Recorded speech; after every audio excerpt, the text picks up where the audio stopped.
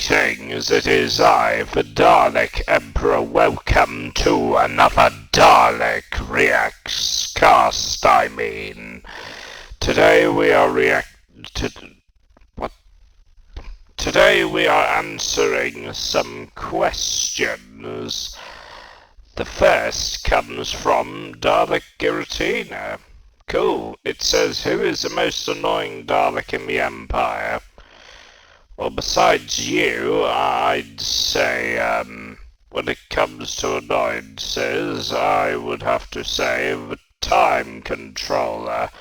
At this point in time, he is not fulfilling his duties and keeps annoying me with time dilations. 5 Nights of... Wait. There's a fan game called 5 Nights on Skaro. Where is... Okay, so he sent me a bunch of games, actually. Oh my goodness, that's a lot of games. There's the Granny game, there's 5 Nights at Candy's, and then there's 5 Nights on Skaro. Let me just see, 5 Nights on Skaro. Is this a real game? Is this a real game, Giratina? If it is, please tell me in Discord, please.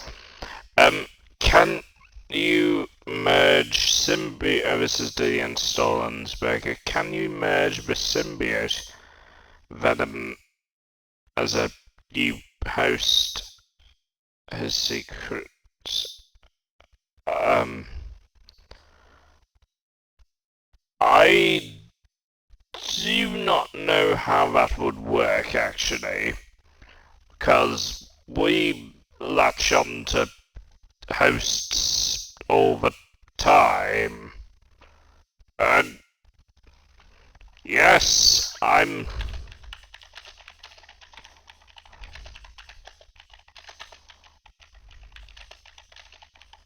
Yes, I'm doing the Dalekcast now, as a matter of fact.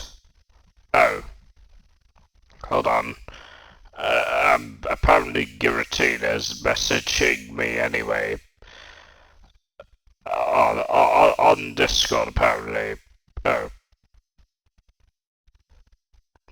Apparently Giratina's got himself a girlfriend. Okay, cool.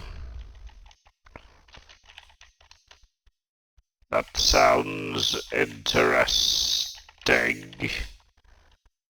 Okay, that sounds cool. Anyway, yeah, we got a lot of reactions to go through. One of them is one suggested by Giratina. It's another Bill's channel video, apparently. We got another couple from Alberding as well. First is Dragon Deathmatch, made by Ray Harryhausen. Stop motion commotion. Okay. I've no idea what that is. Centaur versus Hydra, another Ray Harryhausen inspired stop motion, made by Stop Motion Commotion, or critical Stop Motion Commotion, making those ones. Succession of the Daleks, made by Countdown to Zero. We have Explain My Dalek Customs, made by Dalek Bumps. Okay, cool. Ratchet's got some serious issues, made by Orion Zux. I like Orion Zux. His channel is very funny. We also have Luke Skywalker's Forgotten Ship, so that's pretty cool. Also, congratulations to Giratina to finding a girlfriend, which Daleks do not have girlfriends. Daleks do not need them. They are inferior. That sounds interesting. Anyway, let's observe. Okay, so what is this? Oh, I see. This is another Siren Head thing, apparently. Real or fake? It's another Bill's channel video. Credit go to Bill's channel. Now, if you may know, I made a couple of videos on Siren Head in the past. I thought it was an interesting explanation about this particular creature. I played this game a long time ago. I only thought about Siren Head because Markiplier was talking about Siren Head. That is how I got to know about it. It's around 40 feet tall with arms as long as its body. And for a head, it has a set of sirens. It's a highly skilled predator using sound to confuse and disorient its prey. They call it Siren Head. It's not real. But is there any possibility this monster truly is real? No, it's not real. Or is this just the creation of a talented artist? I've got the answer to that alarming mystery, plus answers on a couple other things that you guys are curious about. Like this picture claiming to show a 6,000-year-old skull that looks rather alien. A video that wants us to believe this is the new iPhone 12 coming soon from Apple. And this picture claiming to show a giant mutant mosquito. I've got all that, plus my favorite fake of the week, a new mystery video, and a whole lot more. So sit back and get ready to test your brains. Hey guys, Bill here. A lot of you guys have been asking me about this cryptid creature called Siren Head, but none more than Justin Young. Justin has sent me numerous links to videos about the creature and wrote Siren Head, made by Trevor Henderson. Fake. Guys, I know. I mean, the answer to this one could be determined as beyond obvious. I mean, when you guys first started asking me about this, I was like, is there even a question here whether this thing is real or fake? But then there's this. That's a video that claims to show real-life sightings of Siren Head. So, just to make sure this isn't something that escaped from Area 51 and to, well, have a little fun, decided what we should do is just check it out anyway. Siren Head, in case you don't know, is generally considered the creation of artist Trevor Henderson, who is known for his horror-style graphic novels and internet cryptics like Siren Head. This is the emergency broadcast system. This is not a test. It's considered a monstrous stalker. It spends all its time luring its prey with a variety of sounds in order to murder and eat them. Modus Interactive made a short video game out of it. In the game, you are a forest ranger searching for a missing hiker and, well, encounter who along the way. This is literally from a video game.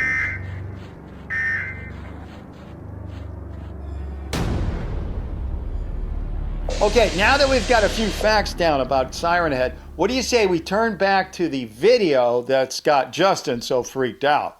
It's called Investigating Siren Head Sightings and was made by paranormal investigator Billy Styler. Oh, really? Well, folks, I present to you the story behind the mysterious sightings of Siren Head.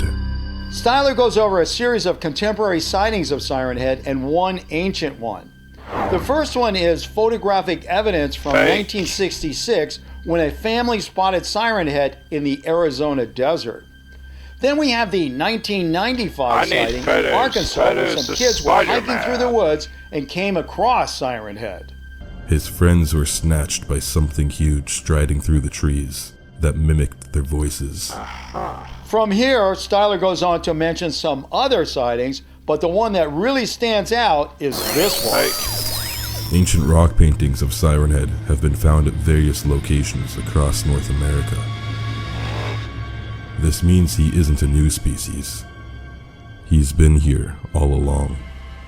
Styler goes on to suggest Siren Head is one of the last remaining life forms from a time long before humans. From gazing at the various sightings, it seems apparent that Siren Head is one of the last remaining life forms from a time long before humans. Is any of this convincing any of you guys? There's more to this than just another creepypasta? For me, it all comes down to the rock painting. I mean, if there is any evidence that this ancient painting is real, then this would be a bit of a game changer. All right, so I think the way we should handle this whole mystery about Siren Head is we boil the whole thing down to this one picture right here, okay? Now, if you think that picture is a real picture, in other words, somebody found that painting on a rock or in a cave somewhere and they took a picture of it, I want you to vote real. If on the other hand, you think a computer artist, graphic artist, somebody like that just came up with this thing, you know, through Photoshop or an illustration program, then I want you to vote fake. And as usual, if you don't think we were able to find the source of this picture or verify what it is, then you vote unknown, okay? Now, the way you do this is you go ahead and you vote up here. If that doesn't work for you, then it's okay to leave an answer down in the comment section. And if neither one of those are working, it's all right to just shout it out, okay? You ready? And go. I'm skipping this bit. Look at this week's mystery video. The video was sent in by YK Channel and shows this mysterious blue ball of light over some railroad tracks. It was posted on Instagram by SuperSense Cosmos with a description.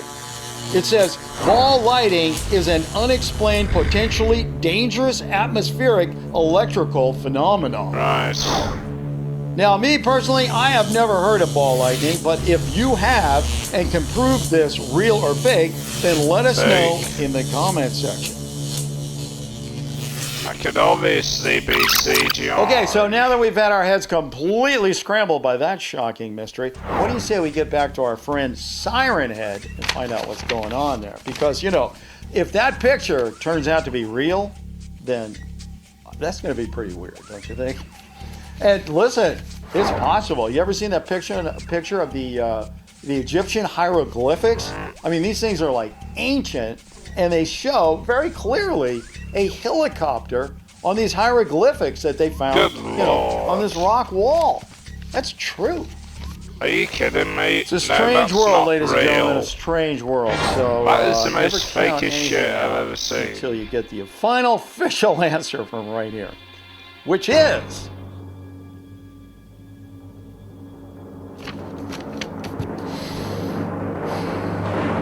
too bad. Fake. Thanks to some help from my Chewy Piranhas on Facebook, we now know this picture is some artwork that is only a few years old. It was created by, well, who else? The creator of Siren Head, Trevor Henderson, and posted to his Twitter page on October 15th, 2018. It was one of 4 pictures he posted with the idea of, quote, they're still here. They've always been here. As far as Billy Styler's... What the heck is that thing? That weird, like, long neck thing?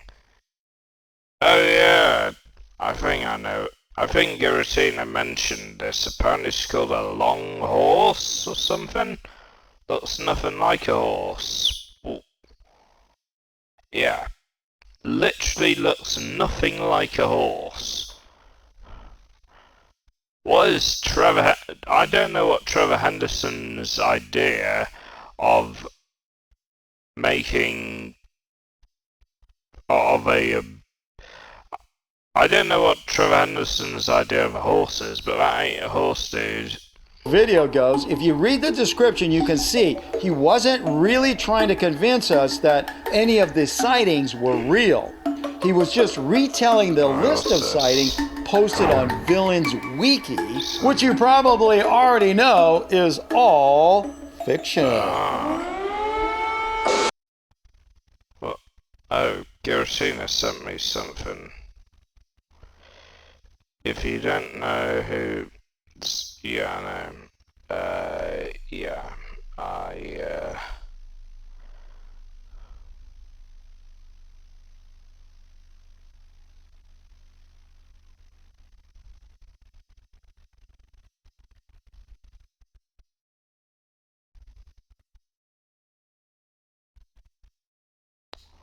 What's this? Oh.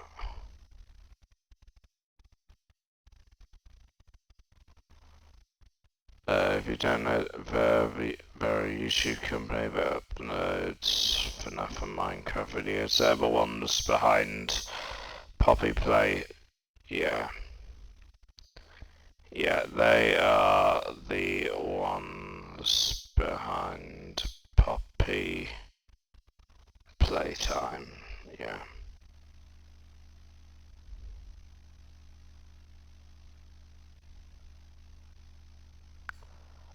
Oh. So apparently the reason why they... Oh, damn.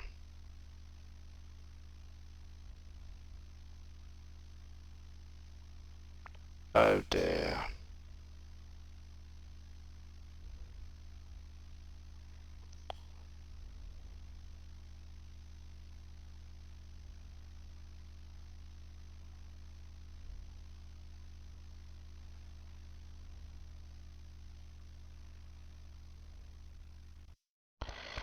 Yeah.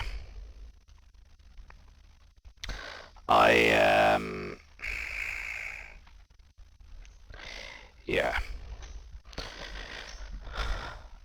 I knew there was a reason why Poppy Chapter 4 and 5 sucks. It's because Examination left, apparently. Yeah, they left Mob Entertainment. Which... Like... What the fuck? What the fuck, Mob Games? Yeah, I'm done. I'm done. Yeah, I'm coming out and saying it. I am done with Poppy Playtime. I'm not playing the games again after this. After the information that... Yeah. Oh.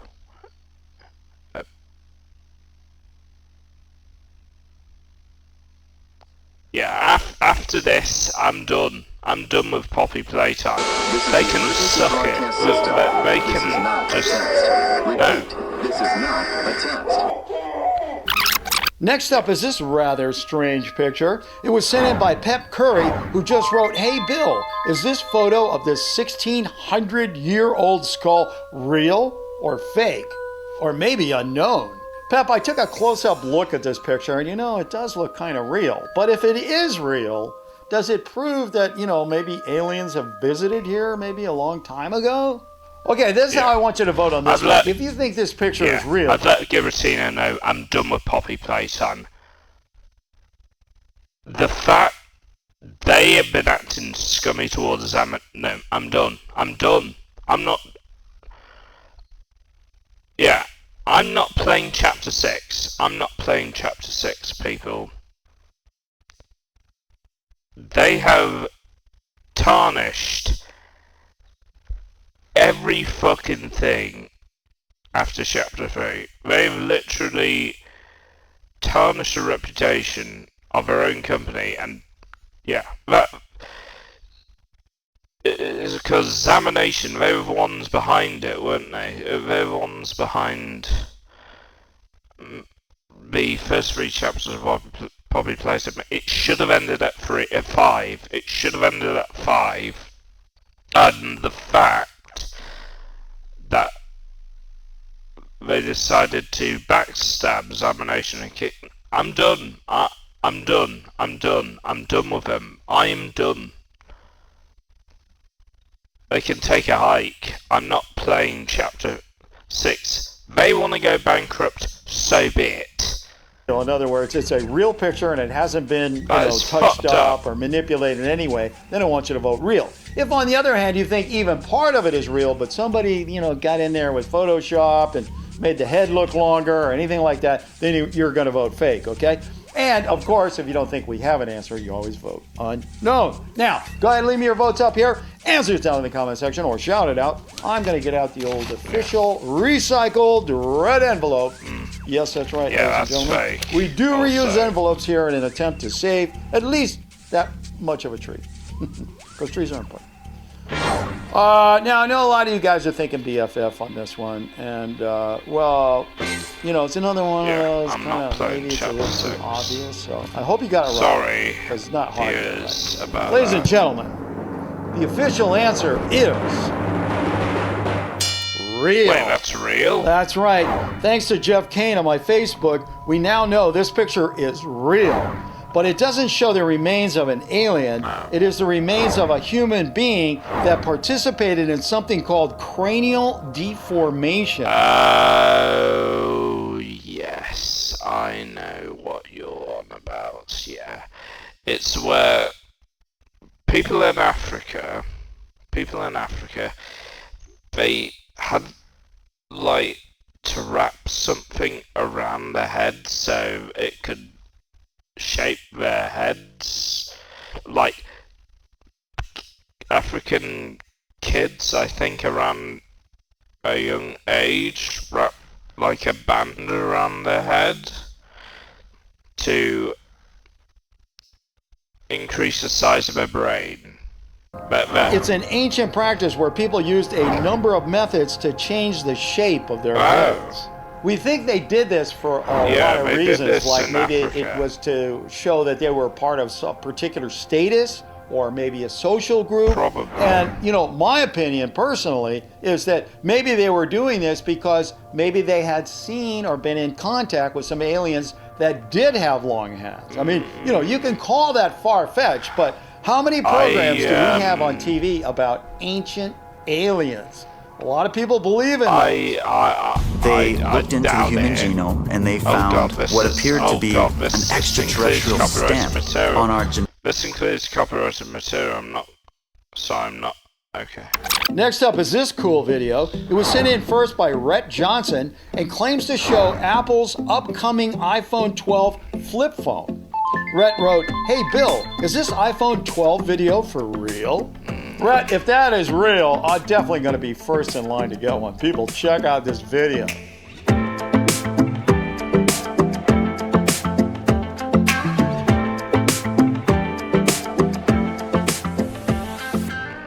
Okay, so if you think this video is an accurate representation of what Apple is cooking up for an iPhone 12 flip phone, then I want you to vote real. Accurate. If on the other hand you think, oh, this is just some fan-made video, and they don't really know what Apple's trying to come up with, then I want you to vote fake. And as usual, if you don't think we have an answer, you vote unknown. Okay, go ahead and give me your votes up here, answers down there, or shout it out. And while you do that, I am going to look for the official answer.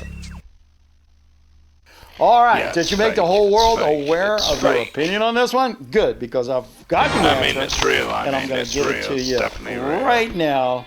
And we're going to see if I'm going to be getting an iPhone flip phone before anybody else. Oh, an iPhone. Well, I probably won't get it before anybody else. But anyway, the official answer. Unknown. The video, it turns out, was produced by graphic designer Iskander Utabayev, which means it is not an official Apple video. Now, why this one had to remain unknown is, well, if you stop and think about it, pretty obvious. Apple would not confirm or deny the phone we see in the video is what they are actually working on. It looks like I showed speeds. Okay, for our last one today, I was thinking about going with... It's definitely real. It is real. It is 100% real, considering the fact iShowSpeed had that exact same phone during a stream, during a couple of streams. That he had the Chinese phone. This video showing a bizarre creature, and guess what? It's very real. It's called a ribbon worm, and that white thing is its tongue. Jeebus. But then I thought, you know, if we're going to go for a bizarre creature, why don't we just really go for it with this? A whole bunch of guys wrote in about this picture, claiming to show a gigantic mosquito. The first one to send the pic in was Gio Rocha. Gio wrote, "Is this image fake or real? Please let me know." Gio, as News18.com reports, this freakishly large mosquito picture was uploaded to the internet. To show how freakish this mutant is, it's compared to a regular-sized version right next to it. All right, guys, this looks like really easy Photoshop territory, so be careful.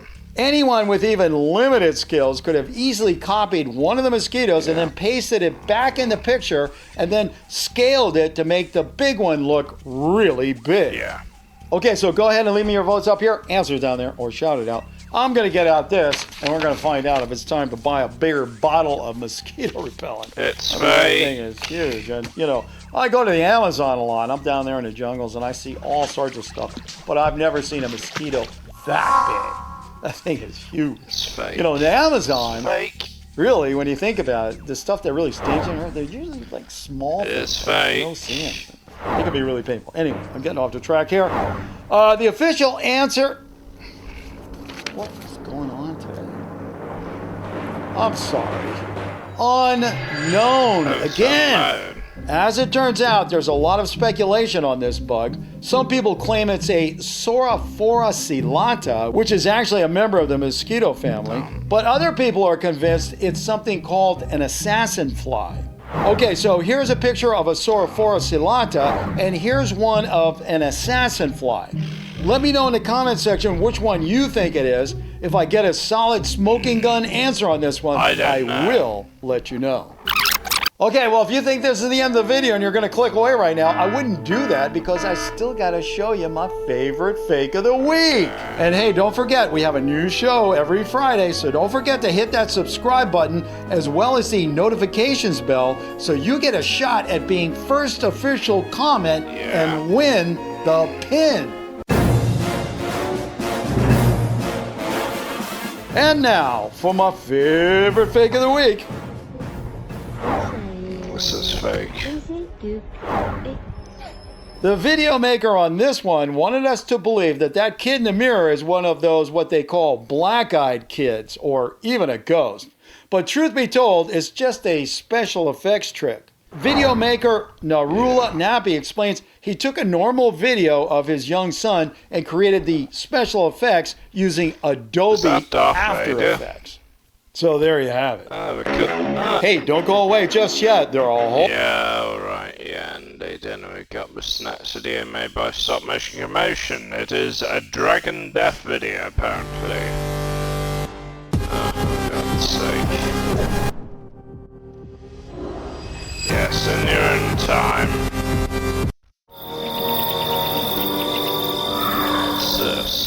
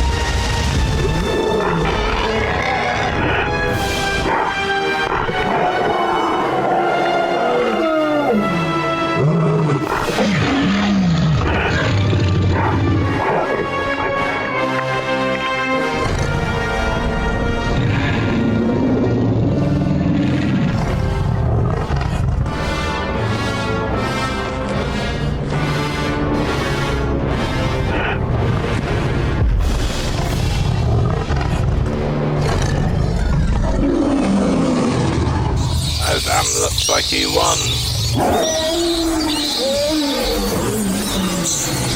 Oh, good job.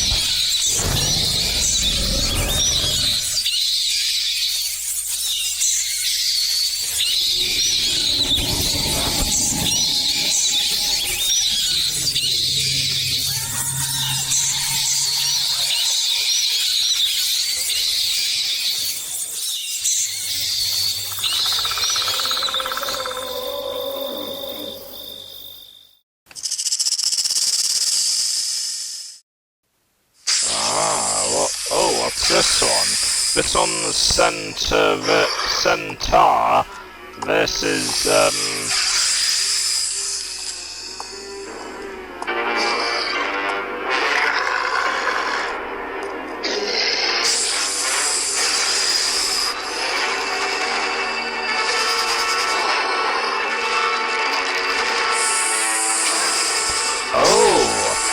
so this is a video once again made by Stop Motion Commotion, where the Centaur is battling the Hydra, apparently.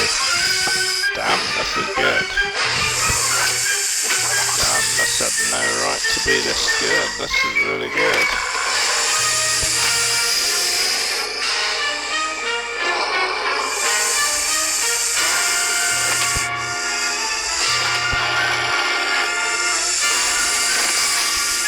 Yeah, I was just checking to see if the Dalek bump video that I was looking for was the right one.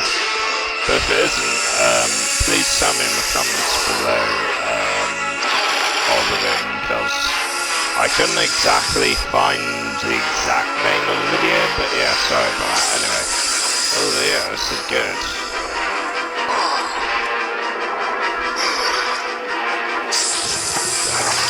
This is good stuff. This is 100% animated. Good lord, this is incredible. Stop motion commotion, I like it. Oh, he's throwing rocks at them,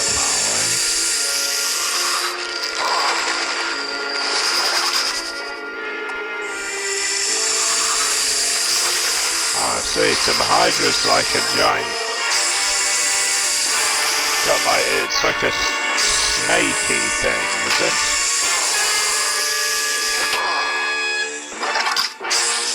Damn, this is good.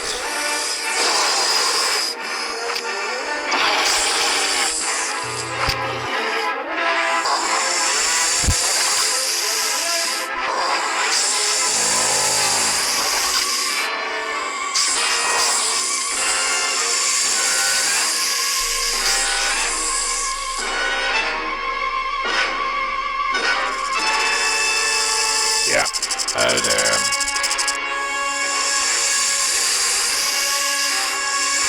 Pretty sure the Hydra looks very different in Hercules.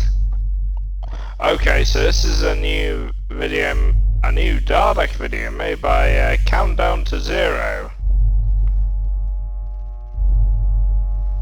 Oh, this is good. Bro, what's up my ears? This council is now in session. What's happening to my ears? The only item on today's agenda, the appointment of a new Dalek Supreme. I accept my nomination. Spherical head looks a bit odd, not gonna lie. Only one candidate can be successful. You are aware of what will happen to the loser? I understand and accept. I understand and accept. Yes. Then we will proceed. Black Dalek. Why is the red Dalek unsuitable for the position as What's Supreme? Is? My extermination count is significantly higher.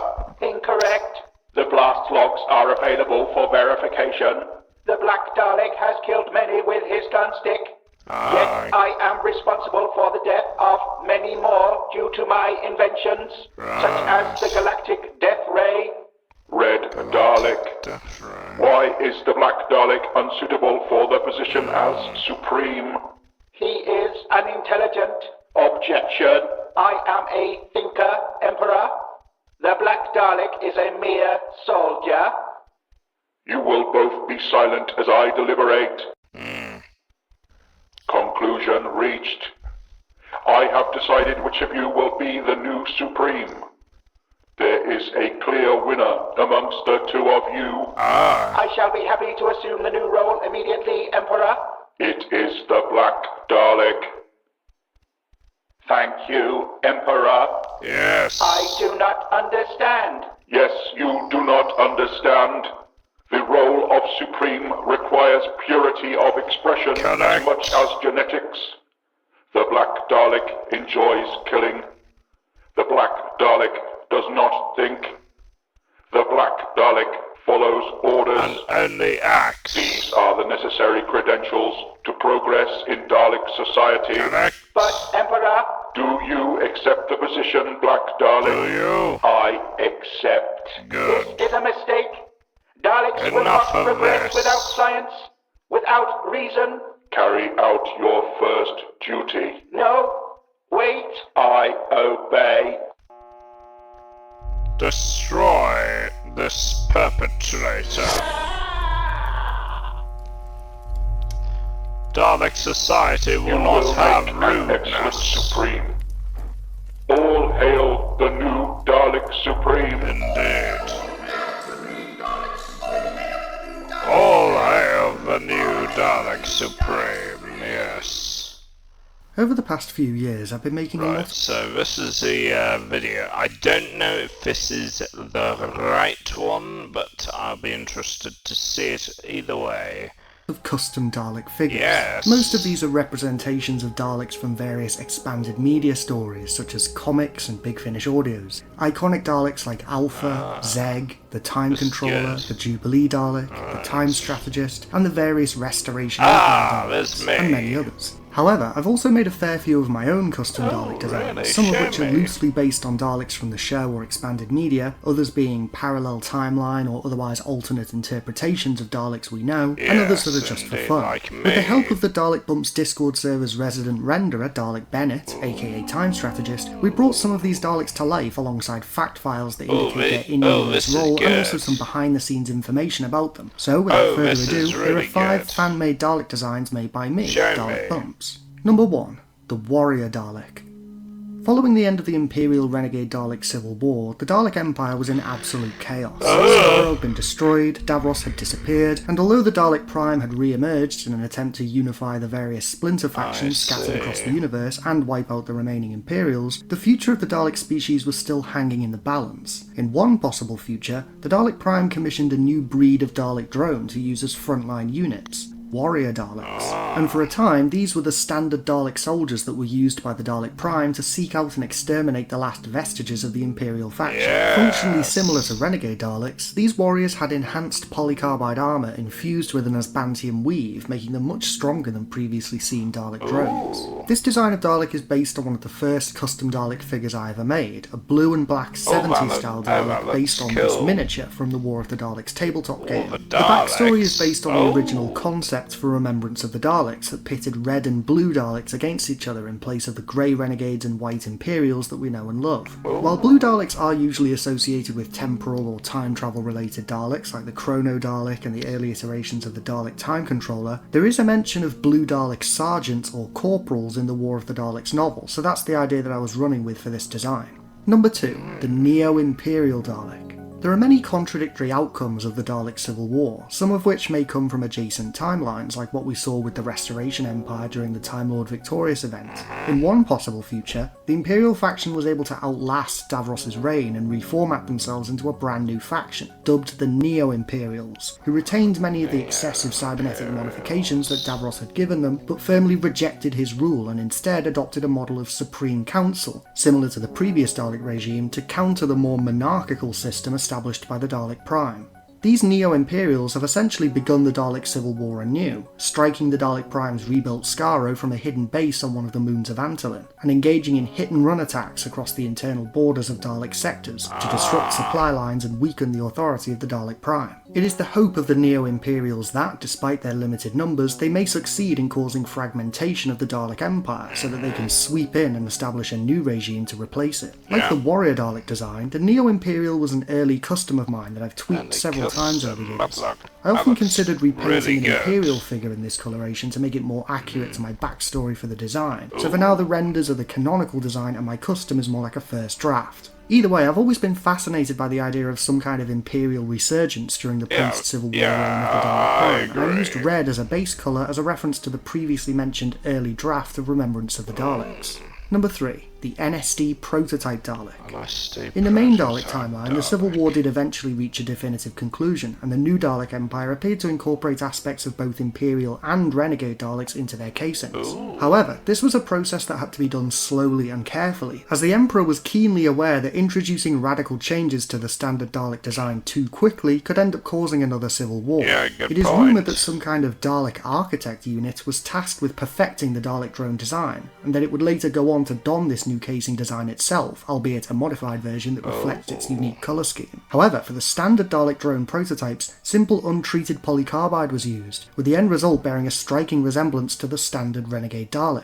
The Dalek Emperor was eager to move away from the iconography of the Civil War era, however, and later prototypes used a more refined Dalek Anian, sporting the iconic bronze coloration that would later become infamous throughout the universe, as the form the Daleks took during the Time War. Long-time viewers of the channel will know that I am very much a supporter of the theory that the Renegades eventually outlasted the Imperials. While neither side can be really said to have won the Civil War, it's clear to me that the next incarnation of the Dalek Empire, led by the Dalek Prime, or Emperor, used pure Renegade Daleks rather than the impure Imperials, as evidenced by the fact that they appear more biological in New Who, that they link their history back to the old regime rather than the Imperial one, and, most importantly, that they no longer obey Davros. Having said that, the Time War Daleks do seem to have aspects of both Imperial and Renegade Daleks, retaining a largely biological physiology but with some cybernetic modifications that are fused into the casing. So the idea for this custom is that despite being derived from the faction formerly known as the Renegades, the Dalek Prime's forces do eventually, and rather sheepishly, begin to add Imperial-style cybernetic elements to their standard drone design in the lead up to the Time War, creating the first prototype for what would go on to become the standard Time War era drone, but still donning the iconic Renegade livery. Lore aside, another reason why this custom is one of my favourites is that I really like the Time War Dalek design in grey, black and silver colours. If the current Dalek design gets a refresh at some point in the future, a design similar to this is something I'd like to see. That's what I would like Number to 4. see. The Dalek Interrogator. Arguably one of the most feared varieties of Dalek from the Time War, the Dalek Interrogators were tasked with extracting information from prisoners, usually as painful as possible, giving them a fearsome reputation for their sadism and ruthlessness. Led by the elusive Dalek Interrogator Prime, and operating primarily out of the Dalek's primary prison complex on Sangri, the Dalek Interrogators operated a brutal and efficient system that contributed vital information to the Dalek war effort throughout the Time War. The Interrogators are equipped with a variety of vicious tools to help them carry out their task, some of which are primarily for psychological reasons, but others have very specific horrific functions. Facing a Dalek is usually a death sentence in the best of circumstances, but if you ever find yourself facing one of the Dalek Interrogators, being exterminated might seem preferable to the grisly fate that awaits you.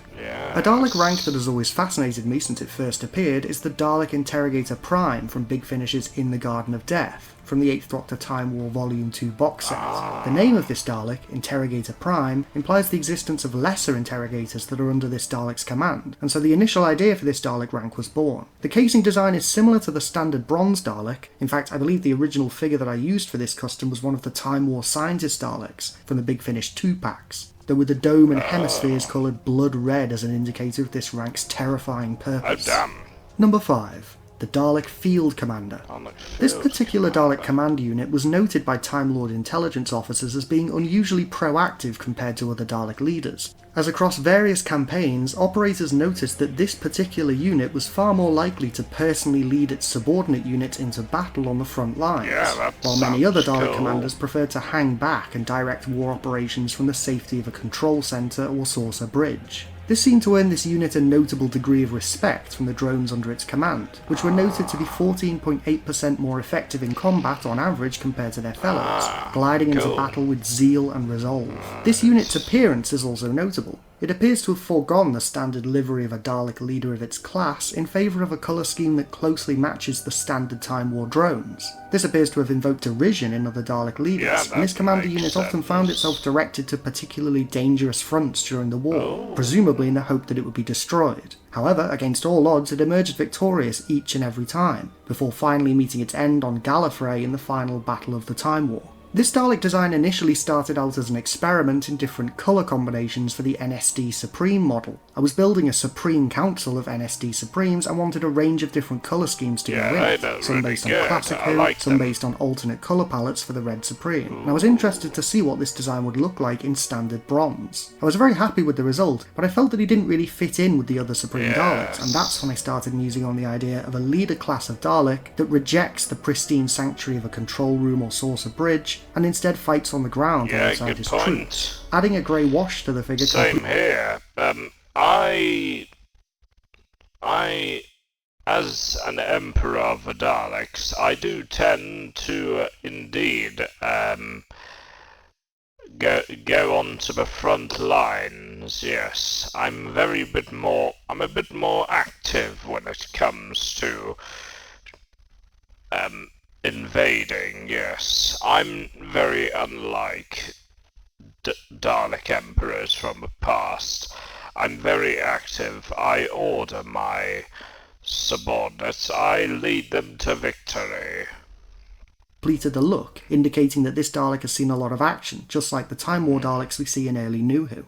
And that wrapped up this list of 5 custom Dalek designs created by me. I'd once again like to say a huge thank you to Dalek Time Strategist from the Dalek Games Discord server for creating Dalek these fantastic renders for this video. It's just so cool seeing my custom painted Dalek designs brought to life as actual renders, and just wow, what amazing renders they are. If you'd like to see more of Time Strategist's work, I'll put links in the description to his ArtStation and TV channel so you can take a look at some of the other stuff on it. It's brilliant. So, what do you think of these 5 Daleks? Perfect. Which of the designs or backstories behind the designs is your favourite? And if you could design a Dalek for Doctor Who, what would it look like and what would its function be? Well, for me, the Dalek, well, thanks to Cybernova and myself, we've came up with the ultimate Emperor design, a combination of both Paradigm and Time War designs to help distinct myself from previous Emperors. Let me know in the comments below.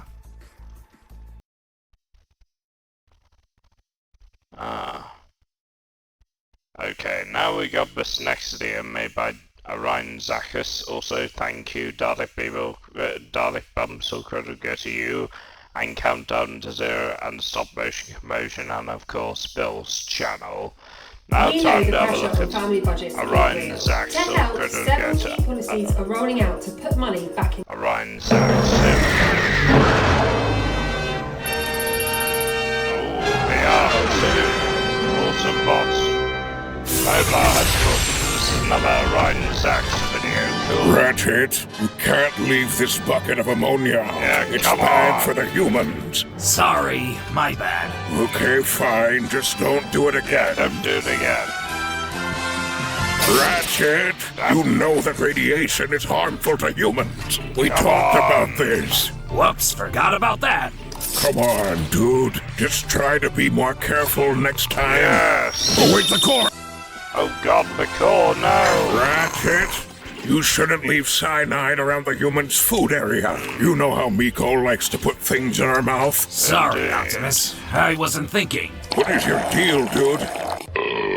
Pick that up on your way out. Hey. You know what? Just don't even try. I got nothing. That's a giant tiger. I'm cutting your late-night experiment privileges. Yes. But I needed that! Well, you should have thought of that before you put cyanide in Miko's ramen bowl. Wheeljack? Yeah, Wheeljack, no. Yeah, Good night, everybody. Peace out, homies. That's Miko's ramen bowl, you fool. Oh, wait.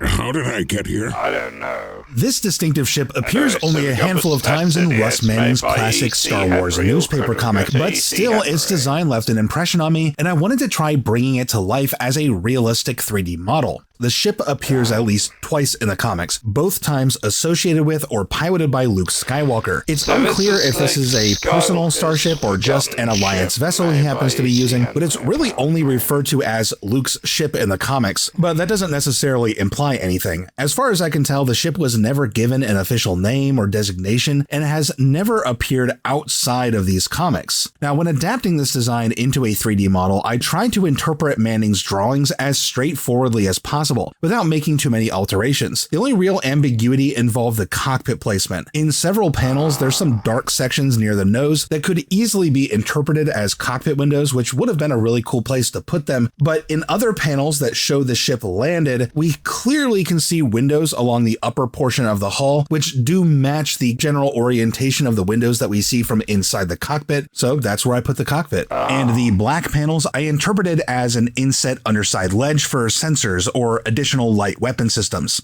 Now, all we really know about this ship is that it has a general resemblance to the Y-Wing, and is used by the rebels for smuggling work. Naturally, as I built out my version of the ship, I couldn't help but come up with some of my own thoughts for how this ship fits into the universe. So here's a bit of proposed lore for this ship. I've been calling this ship an Artist-class courier from Cohensair Manufacturing. The Artist class was 32.8 meters long and had a stock cargo load capacity of roughly 80 metric tons. The ship's two exterior hardpoints allowed operators to install supplementary equipment, such as light laser turrets, which were a popular pick and could be remotely controlled from the cockpit, where the ship was operated by a 3-man crew. Like other vessels carrying the courier designation, the Artist-class couriers straddled the line between an interstellar shuttle and a light freighter. The stock model of the Artist class lacked the ability to manage intermodal cargo containers like most light freighters, but its internal bays were themselves suitable for light cargo or even low-volume commercial passenger ferrying at a capacity surpassing the average shuttle. The distinctive broadhead prow of the Artist class held relatively comfortable crew facilities, normally only found on larger ships, which made this ship attractive to spacers who intended to live and work aboard their vessel long-term without taking on something too large to manage.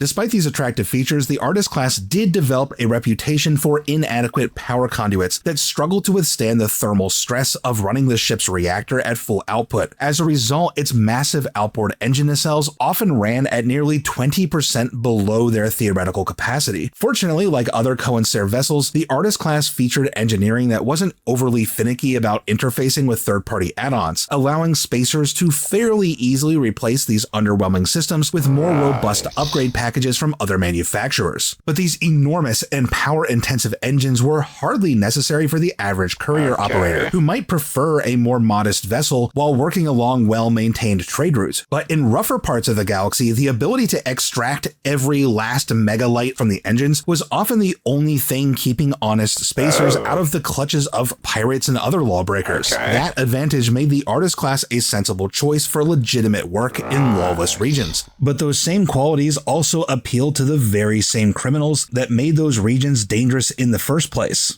Ultimately, the Artist class had a theoretical broad appeal across a variety of social classes and occupations, meaning the ship would also appeal to the Alliance to Restore the Republic, whose entire logistics network functioned through the use of inconspicuous yet capable ships that could run contraband supplies and weaponry between outposts and fleets, ideally while also holding their own in the occasional firefight. Of course, the massive outboard engines of the Artist class that gave the ship a strong edge in blockade running and quick escapes also made for easy targets, and the ship performed very poorly with any kind of engine imbalance. A good pilot would keep this vulnerability in mind during attacks, avoiding prolonged exposure and relying instead on speed and careful axial positioning to keep the nacelles out of an enemy's line of fire. So for crews who understood how to work within its limitations, the Artist class proved itself a capable and dependable platform, though it typically operated in relative obscurity at the margins of galactic society. Ooh, awesome. Anyway, my fellow subjects, I hope you enjoyed this today. If you did, well, remember to subscribe for more. See you all in the next video then, viewers. Forward!